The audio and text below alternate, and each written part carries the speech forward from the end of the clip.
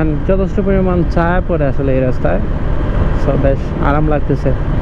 And চলতে চলতে দেখতে দেখতে যাচ্ছি আসলে রাস্তার চারপাশের পরিবেশ, সবুজ সবুজ প্রকৃতি। এই ব্রিজটারও কাজ চলতেছে,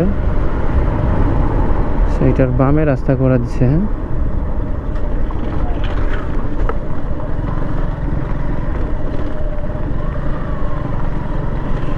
Oh my God.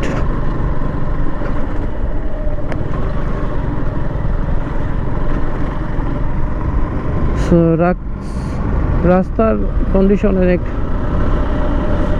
ফ্রেশ,